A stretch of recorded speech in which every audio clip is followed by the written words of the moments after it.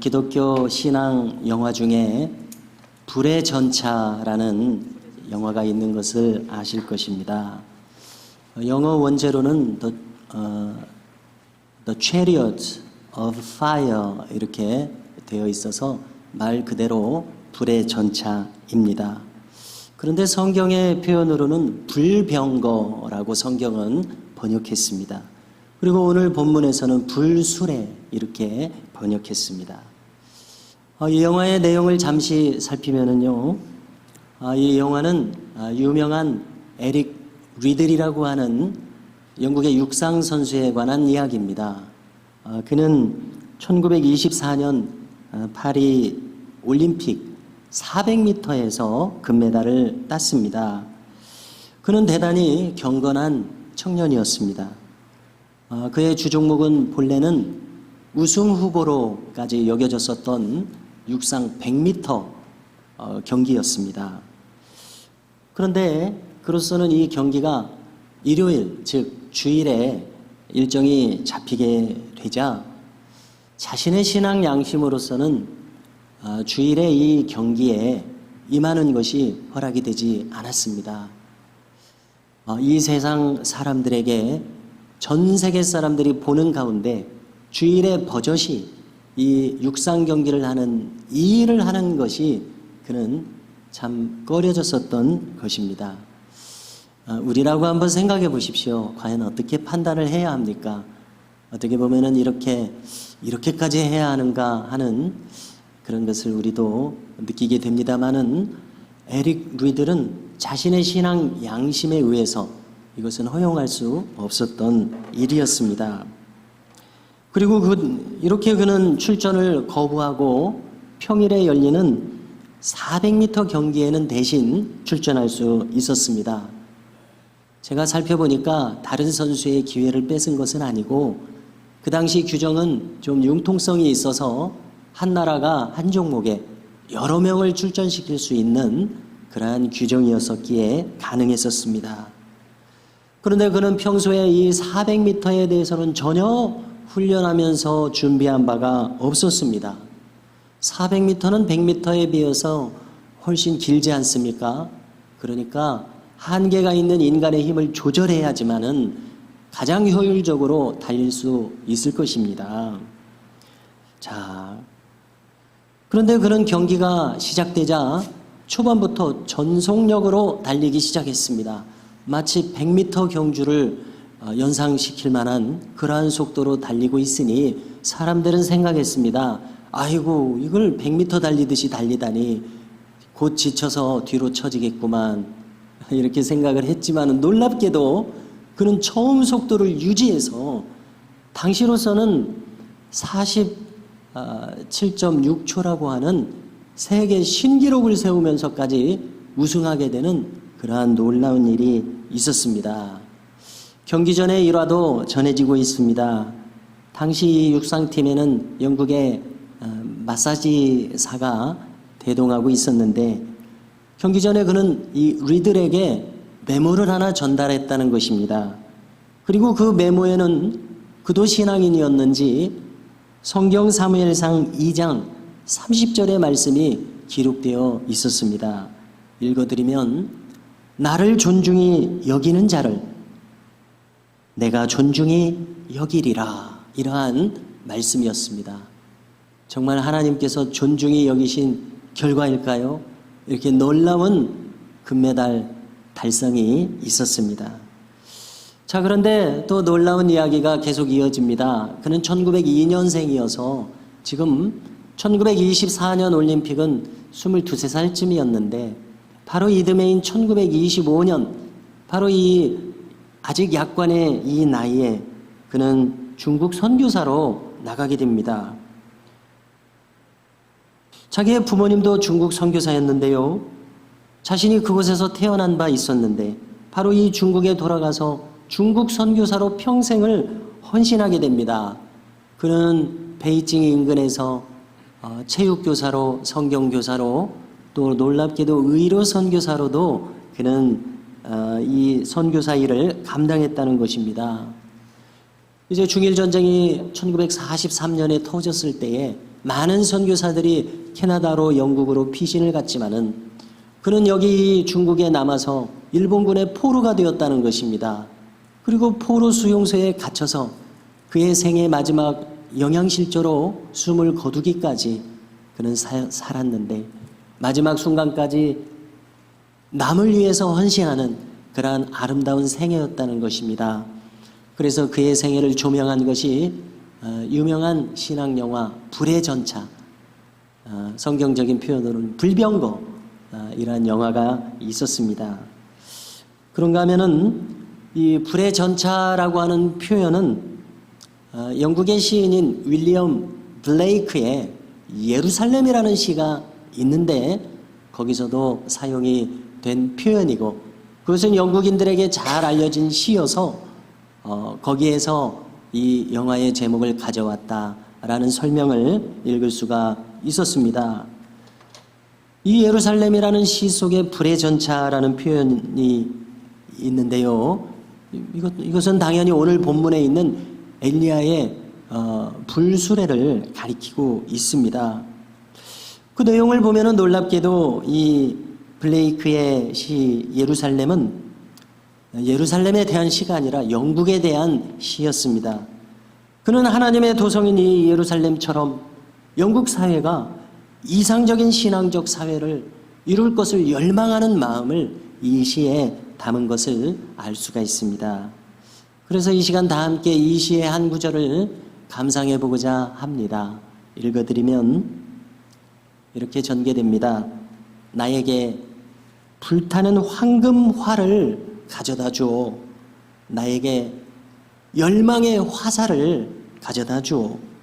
나에게 창을 가져다 주오. 오 구름이여 열리라. 나에게 불의 전차를 가져다 주오. 나는 이 정신적 싸움을 멈추지 않으리. 내 손에 들려진 검이 결코 잠들지 않으리. 우리가 예루살렘을 세울 때까지 바로 이 영국의 푸르고 아름다운 땅 위에 이런 시였습니다. 자, 이 시를 들으실 때에 어떠한 느낌을 가지십니까? 참 대단한 이상을 가슴에 품은 것을 느낄 수가 있습니다. 생생하게 살아있는 꿈을 꾸고 있는 시로구나 느껴집니다. 그리고 신앙인이 자신의 조국을 신앙인으로서 어떻게 사랑할 수 있는지를 잘 보여주는 시라고 느껴집니다. 내가 발을 디디고 살아가고 있는 이 땅에 하나님의 나라와 그 가치가 성취되기를 정말 간절히 원하는 마음이 여기에서 잘 전달되고 있습니다. 자, 이제 이러한 내용을 우리가 바탕으로 생각하면서 오늘 본문을 다시 한번 살펴보고자 합니다. 자, 오늘 본문은 구약 성경에서 참 특별하고 유명한 내용인 이 엘리야 선지자가 그대로 승천하는 이 사건을 담고 있습니다. 구약 성경은 놀랍게도 죽음을 보지 않고 승천한 두 사람의 인물을 우리에게 전해주고 있지요. 저 고대의 에녹이 그 한 사람이고 바로 여기 이 엘리야 선지자가 또 한 사람이며 우리가 신약에서는 예수님이 또 승천하셨었습니다. 자, 이것은 참 놀랍고도 믿기 어려운 장면입니다. 오늘날 이 현대사회와 같은 과학주의의 세계관, 또 이성주의의 세계관 속에서 살아가는 우리로서는 그저 이 현대인들로서는 이런 내용을 읽을 때에 신화적인 것으로 치부하기 쉽습니다마는 우리는 지금 이 현대사회의 이 관점이 아니라 신앙적인 관점을 발동시켜서 이것을 잘 이해하고 소화할 수 있는 이 마음이 우리에게 필요하다고 생각합니다. 성경은 이 엘리야 선지자의 시대에 대해서 분명하게 저 고대의 북왕국 이스라엘 아합 왕조에 활약했던 인물인 것을 분명히 알려주고 있습니다. 이때는 연도로 보면은 주전 850년대입니다. 이제 이 자신의 시대적 사명을 다한 엘리야 선지자, 그는 이 땅을 떠날 때가 가까이 임했습니다. 자, 우리가 이 성경 앞부분의 내용을 보면 놀랍게도 당시에 이 선지자 생도들이 성읍마다 있었는데 그들도 엘리야 선지자가 이제 떠날 때라는 것을 계시를 받아서 알게 되었다라는 이러한 신비한 내용이 기록되고 있습니다. 자, 그런데 그 많은 선지자 생도들 가운데 참 특별한 한 사람이 있었으니 바로 그 사람이 오늘 또 여기 등장하고 있는 엘리사 선지자였습니다. 오늘 본문을 보면 이 엘리사 선지자는 그의 스승 엘리야에 대해서 참 비범하고 특별한 마음을 품고 있는 것을 우리가 읽게 됩니다. 그 마음이란 무엇인가 하면은 그 자신이 이 스승 엘리야 선지자를 승계하는 그 다음 선지자가 되고자 하는 이 특별한 마음입니다. 자, 우리가 오늘 본문을 2장 처음부터 살핀다면은요, 이즈음 엘리야는 길갈에 머무르고 있었는가 봅니다. 그리고 이제 엘리야는 길갈에서 떠나겠다고 합니다. 자, 그런데 놀랍게도 엘리사가 떠나시는 이 스승을 따라서 자기도 떠나겠다고 이야기를 하는 것입니다. 이때 엘리야 선지자는 아서라 만류합니다. 같이 가지 않겠다는 겁니다. 여호와께서 나를 베델로 이끄시느니라. 너는 여기 머물러라. 따라오지 마라. 그랬더니 이어지는 장면을 보니까 엘리사라는 이 인물이 참 특별한 이 굳은 의지를 가진 인물인 것을 우리가 알게 됩니다. 보통 사람이 아닙니다. 그는 따라가겠다고 하면서 맹세하면서까지 따라가겠다고 합니다. 하나님의 이름을 걸면서까지. 이렇게까지 할 일인가? 하나님의 이름을 걸면서 맹세할 정도로 중요하게 지금 생각하고 있습니다. 그분의 사심을 두고 맹세합니다. 제가 스승님을 떠나지 않겠습니다. 따라가겠습니다. 자, 우리가 한번 생각해 봅니다. 만일 우리도 우리의 스승이나 위도른이 만일 연세가 높고 이제 가진 힘이 없다고 생각된다면 끝까지 그분을 각별하게 모시면서 따라갈 수가 있겠는가? 마음이 좀 소홀해지지 않겠는가? 우리는 이런 생각을 할 수 있지 않습니까? 그런데 이 한사코 엘리사 선지자는 엘리야와 동행하겠다, 이런 굳은 의지를 가지고 있습니다. 어떻습니까? 가히 이런 정도의 마음을 품은 사람이야말로 참된 제자가 아니겠는가, 이런 생각이 들게 됩니다. 자, 그런데 엘리야 선지자는 이제 승천할 기약이 가까이 와서 그런지 우리식으로 말하자면 참 정을 떼려고 하는 것 같은 느낌을 받을 정도입니다. 그도 한사코 엘리사더러 따라오지 말아라, 이렇게 말하고 있습니다. 그래서 베델에 이르러서는 이번에는 여호와께서 나를 여리고로 이끄시느니라. 무슨 얘기입니까? 나 여리고로 간다. 너 따라오지 마라. 이런 이야기죠. 그런데 엘리사는 또 여호와의 이름으로 맹세하기까지 하며 저는 당신을 떠나지 않겠습니다. 이렇게 해서 함께 여리고에 당도했습니다. 여기서도 엘리야 선지자는 말합니다. 너는 여기 머물러라. 하나님이 나를 요단으로 보내시느니라. 그러면 엘리사가 예, 그러겠습니다. 지금 그럴 인물이 아니지요. 요단도 따라가겠다고 나섰습니다. 또 여호와의 이름으로 맹세하면서 스승의 사심을 두고 맹세하면서 따라 나섭니다. 그래서 이번에는 두 사람이 요단강가에 도착을 했습니다. 자, 이렇게까지 볼 때에 이 엘리사라고 하는 인물, 진정으로 스승 엘리야를 존경하는구나. 그를 정말 어디 가든지 따르고자 하는구나 느낄 수가 있습니다. 여기 오늘 이 본문 이 앞뒤 내용을 보면은 여리고에도 베델에도 길갈에도 이 성읍들마다 선지자 생도들이 있습니다. 오늘날로 보면 신학교라고 할 수가 있겠죠. 신학생들이라고 할 수 있을 것입니다. 목회를 준비하고 또 목회를 실제로 하고 있는 그러한 사람들, 이 성읍마다 있었습니다. 그렇게 많은 사람들이 있었습니다마는 유독 이 엘리사만큼은 엘리야 선지자를 끝까지 따르겠다는 이러한 특별한 마음을 가지고 있는 것을 우리가 주목하게 성경은 우리를 이끌고 있다, 이렇게 생각됩니다. 저는 때때로 이 교회 부흥 아카데미 이 세미나에 다녀오는 것을 교우들께서 이제 아실 텐데요. 제가 여러 번 다니다가 한 번은 이 강사 목사님, 광 목사님 좀 가까이에서 좀 말씀을 듣고 싶어가지고 강의 시간 외에 무슨 말씀하시나 이런 생각을 가지고 식사할 때도 바로 옆에서 또 커피 마시실 때도 바로 옆에서 앉아서 좀 하루를 지내봤습니다. 그랬더니 이 목사님 좀 다정하세요. 저를 옆에 앉게 하신 다음에 무릎을 탁 치면서 커피 잘 마시고 잘 배우라고 이렇게 이야기를 하세요. 그래서 저도 이 마음 먹은 바가 있어서 목사님 눈을 특별히 보면서 목사님 제가 좀 잘 좀 배우고 싶습니다. 이렇게 말씀을 드렸습니다. 그랬더니 목사님도 역시 제 눈을 이렇게 딱 보시면서 그래 한마디도 놓치지 말라고, 그리고 이 들은 내용을 잘 소화하라고 이렇게 말씀하시는 겁니다. 그래서 제가 깜짝 놀랐습니다. 한마디도 놓치지 말라는 이 말에 깜짝 놀랐어요. 어떻게 참 누군가를 가르치시는 입장에 서신 바가 있으신지 모르겠습니다만은 이거 엄청난 자신감 아닙니까? 이거 뭐라고 표현해야 됩니까? 이 대단한 확신입니다. 그리고 조금 더 생각해 보면은요, 이거는 일평생 해온 일에 대한 이 소명적인 확신이라는 생각이 들 정도입니다.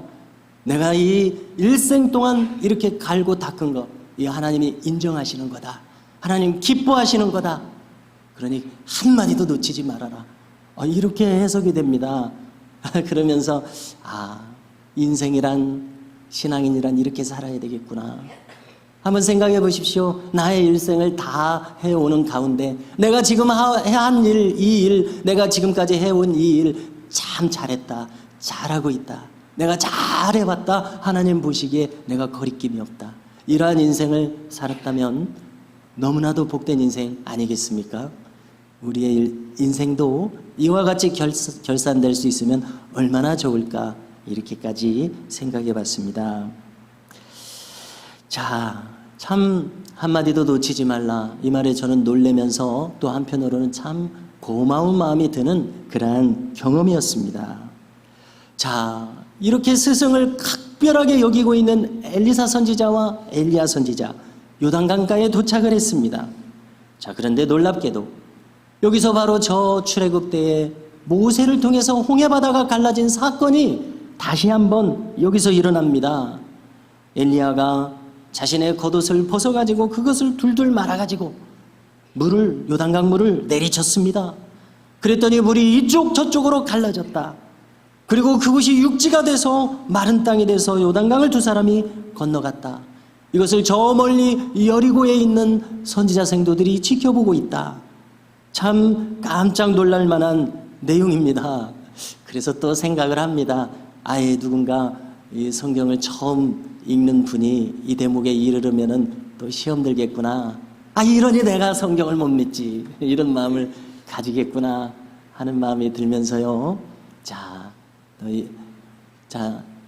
이렇게 당연히 의심스러운 이 마음이 하나님이 은혜를 주시면 이러한 놀라운 일들이 믿어지고 하나님을 신뢰하니까 또 믿고 싶어지는 그러한 사람이 되는 것이 놀랍습니다.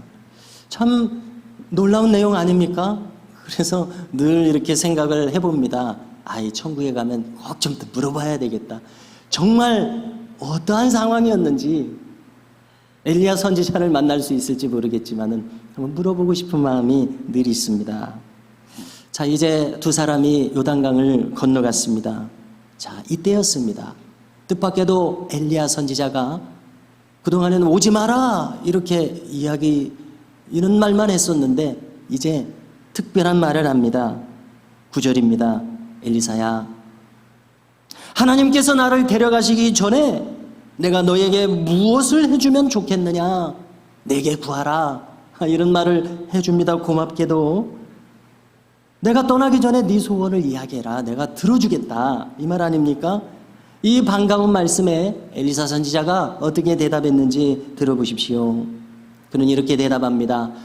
당신의 성령이 하시는 역사가 갑절이나 내게 있게 하소서. 이 말을 하려고 지금까지 따라다닌 겁니다. 그런데 이 말을 생각해 볼 때 참으로 놀라운 말이 아닐 수 없습니다. 엘리야 선지자의 생애가 열왕기상하 내내 기록되어 있지 않습니까? 나중에 한번 읽어보십시오. 어떤 선지자입니까? 이런 놀라운 선지자. 당신의 성령이 하시는 역사가 내게 갑절이나 있게 하소서. 정말 엘리사 선지자가 원하는 바가 여기 이 말에 간절히 담겨 있음을 우리가 느끼게 됩니다. 참 놀라운 대답 아닙니까? 우리가 눈을 씻고 성경을 다시 살펴본다 해도 이와 같은 말을 똑같이 하는 또 다른 인물이 성경에서 발견되지 않을 정도입니다. 엘리사 선지자만 특별히 이 말을 했고 누구도 선뜻 할 수 없는 특별한 말인 것을 우리가 알게 됩니다. 자, 성경학자들은 이 갑절의 영감을 구하는 이 대목에 대해서 이렇게 해석하는 바가 있습니다. 한번 들어보십시오. 여기서 이 갑절이라고 하는 특별한 표현을 주목하면서 이것은 모세의 율법에서 장자 상속을 하게 될 때에 정해진 그 수치다, 이렇게 이야기해 줍니다. 그렇습니다. 그 대목을 한번 찾아보면은 장자에게는 유산을 상속할 때에 두 몫을 주라, 이런 구절을 우리가 발견하게 됩니다. 그러면 한번 계산해 보십시오. 장남과 차남이 있습니다. 이제 아버지가 유산을 물려줍니다. 그러면은 장자에게 두 몫이 가게 하려면은 이것을 가만히 생각해 보면은 3등분을 해야 됩니다. 그래야 장자에게 두 몫이 가고 한 몫은 차자에게 가지 않겠습니까? 이렇게 장자를 참 2배를 주는 특별 우대를 하는 것을 이 모세의 율법에 기록할 만큼 이러한 위상을 장자가 가지고 있는 것을 우리가 알게 됩니다. 야, 이거 차별에 가까운 거 아닌가? 오늘날의 시각으로는 이렇게 생각할지도 모르겠습니다. 그러나 이제 이와 같은 뜻을 가진 성경의 뜻을 생각해 보면은 이 가문이 대대로 이어지고 특별히 성경은 신앙이 개개승승 이어져야 하는 것 아닙니까? 바로 그러한 차원인 것을 생각하게 됩니다. 자, 그럼에도 불구하고 우리가 이 성경을 읽으면은 갑절의 영감을 주소서 이렇게 하니까 당신의 영감에 2배의 영감을 저에게 주소서, 우리에게는 이렇게 들려요. 아무튼 그래서 어떠한 해석이든지 간에 분명한 것은 이것입니다. 엘리사 선지자가 간절하게 스승에게 임했었던 이 하나님의 은혜를 저도 받고 싶습니다. 저에게도 그 영감이 임하게 하소서. 이것을 구하고 있는 놀라운 장면을 우리가 읽고 있습니다. 성도 여러분, 이것을 통해서 우리는 엘리사라고 하는 이 인물이 정말 나의 이제 이 남은 일생을 두고 나의 전생애를 두고 볼 때 나에게 정말 중요한 것은 무엇인가에 대한 확실한 생각을 가지고 있었음을 우리는 느끼게 된다는 것입니다. 그런 정녕 스승인 엘리야 선지자가 받았던 하나님의 은혜의 가치를 충분히 높이 보고 볼 줄 알았던 그러한 인물이었습니다. 그래서 이러한 관점에서 우리의 삶을 한번 보십시오. 정말 우리의 삶의 문제를 이런 점에서 분석하고 해석한다면 왜 우리의 삶에 문제가 있습니까? 그것은 정말로 중요한 것을 중요하게 여기지 못하고 있다는 데에 우리의 삶에 많은 문제가 일어나는 것이 아닌가, 이렇게 생각하게 됩니다. 그러므로 성도 여러분, 바라기는 우리는 중요한 것을 정말 중요하게 여길 수 있는 마음, 중요하지 않은 것을 과감하게 버릴 수 있는 이 분별력과 판단력을 구해야 할 줄로 생각이 됩니다. 신앙생활이란 무엇일까? 여러 면에서 생각해 본다면 바로 이 점에서 신앙생활이라고 하는 것은 중요한 것을 중요하게 여길 수 있는 이 마음을 더욱 선명히 가지게 되는 과정이다, 이런 생각을 하게 됩니다. 저는 이 대목을 보면서 성경에서 또 다른 한 인물을 떠올리게 되었습니다. 그는 바로 또 모두가 잘 아시는 야곱이라는 인물입니다. 야곱이라는 이 사람됨에 대해서 지금까지 성경을 읽어오신 결과 이 어떤 인물이라는 생각이 드십니까? 이 야곱이라고 하는 이름의 뜻은 발 뒤꿈치를 잡은 자라는 뜻이 있고, 또 다른 뜻은 속이는 자라는 뜻이 있다고 성경은 알려주고 있습니다. 속이는 자, 교활하게 형님을 속입니다. 아버지를 속입니다. 외삼촌 라반도 필요에 따라서 속입니다. 가만히 보면 이 야곱은 속임수에 능한 인물입니다. 그러니까 덕망 있는 인격이라는 차원에서 보면은 그렇게 호감을 줄 만한 인물은 아닌 것을 알 수 있습니다. 그런데 여기 놀라운 것이 있습니다. 이 야곱의 계명한 이름이 무엇입니까? 이제부터는 야곱이라 부르지 아니하리라. 이스라엘이라 부르리라. 하나님과 겨루어 이긴 자. 계명한 이 이름에 의해서 이스라엘 민족의 이름이 정해지지 않았습니까? 이 교활한 인물이 뭐가 그렇게 훌륭하다고 하나님께서는 이 사람의 이름을 따서 이스라엘 민족을 정하고, 또 인류의 이 신앙 역사에 있어서 야곱을 통해서 이 신앙이 전수되도록 이러한 놀라운 위상과 축복을 그에게 주셨느냐는 겁니다. 그는 덕망 있는 인물은 아니었을는지 몰라도 하나님이 특별한 은총을 주셔서 택할 만한 그러한 인물이었다는 것을 우리는 간과해서는 아니 될 것입니다. 그것은 어디에서 발견되고 있습니까? 바로 그의 형 에서와의 특별한 한 사건을 통해서 발견됩니다. 이 에서는 밖으로 다니길 좋아하는, 사냥을 좋아하는 그러한 인물이었고, 야곱은 소녀처럼 집안에서만 생활하는 그러한 인물이지 않았습니까? 이렇게 밖에서 사냥하고 돌아와서 너무 배가 고픈 겁니다. 마침 야곱이 붉은 죽 팥죽을 쑤고 있었습니다. 이 다급하게 들어와서는 동생에게 하는 말 들어보십시오. 내가 이 배고파 죽게 되었으니 이 죽을 나에게 주라. 이렇게 이야기합니다. 그렇게 다급하게 말할 건 없습니다, 사실. 왜냐하면은 야곱 저 혼자 먹자고 지금 하는 것이 아니라 아마 저녁 식사를 준비하는 모양이에요. 꽤 많이 준비했을 거예요. 가만히 있으면 다 같이 식탁에서 먹을 만한 그러한 일이라는 생각이 듭니다. 그러나 이 에서는 그렇게 다급하게, 그렇게 다급하게 말하는지 좀 과한 면이 있습니다. 자, 근데 이때 야곱이 하는 말을 보십시오. 이 좋은 기회가 왔다, 이렇게 생각하는 듯이, 그러면은 내가 이 팥죽을 줄 테니 형님의 이 장자권을 나에게 넘기시오. 그러면 내가 이 팥죽을 주리다. 이렇게 나오는 겁니다. 그랬더니 에서가 얼른 이 장자권을 넘기겠다고 이렇게 나오는 거 아닙니까? 그러면서 오늘 우리가 그 대목을 살핀다면요, 성경은 이렇게 기록하고 있습니다. 즉 창세기 25장 34절에 기록하기를, 이로 말미암아 에서는 장자권을 가벼이 여겼더라, 이렇게 말하고 있습니다. 반대로 야곱은 장자권을 소중히 여겼습니다. 자, 우리는 이 내용을 살펴봐야 하지 않겠습니까? 왜 이렇게 되는 것입니까? 왜 야곱은 장자권을 꼭 가지고 싶었습니까? 그것은 그가 이 장자권이 담고 있는 그 가치를 알았기 때문에 그렇습니다. 반대로 에서는 이 장자권이 얼마나 중요한 것인지를 전혀 그 가치를 모르고 있었다는 사실입니다. 자, 이제 우리가 상상력을 좀 발휘해서 이 아브라함, 이삭, 야곱 이 시대를 이름하여 족장시대라고 합니다. 패트리아크, 족장시대.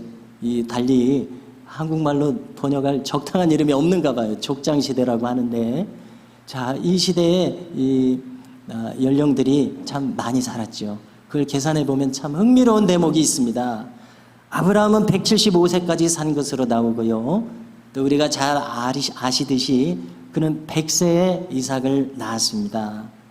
이삭은 야곱과 에서를 몇 세에 낳았다는 기록을 해주시냐면요, 60세에 낳았다고 기록을 해줍니다. 자, 이것을 놓고 계산해 보십시오. 100세에 이삭을 낳아서 이삭이 60세에 야곱과 에서를 낳았으니 아브라함 쪽으로 가면은 아브라함의 160세에 손주들을 낳았어요. 그리고 175세에 돌아가셨으니까 15년, 이 손주들이 15살 될 때까지는 이 손주들을 만날 수가 있었습니다. 우리도 명절을 지냈습니다마는 365일 같이 살지 않을지라도 이렇게 또 중요한 때에 누구 생일에라도 만나면은 손주들을 품에 안고 이렇게 흐뭇해하는 그러한 장면을 우리가 얼마든지 상상할 수 있지 않습니까? 그런데 아브라함이 어떤 인물입니까? 하나님이 아브라함을 쭉 불러다가 저 하늘의 별을 보라, 너의 후손을 이렇게 많게 하리라. 저 바다의 모래를 보라, 너의 후손을 이렇게 많게 하리라. 가나안 땅을 너와 후손에게 주리라. 이 아브라함에게 하나님이 약속하신 바가 있지 않습니까? 이 신앙 무용담을 이 사랑스러운 손주들에게 왜 이야기하지 않았겠습니까? 야곱아, 에서야, 하나님이 나를 이렇게 대우하셨느니라. 하늘의 별처럼 바다의 모래처럼 나에게만 말씀하신 곳이냐? 이거 너희들에게 가는 것 아니냐? 너희들에게 장차 하나님이 이렇게 하시리라 약속하셨느니라. 이렇게 했을 것 같아요. 자, 그런데 한번 보십시오.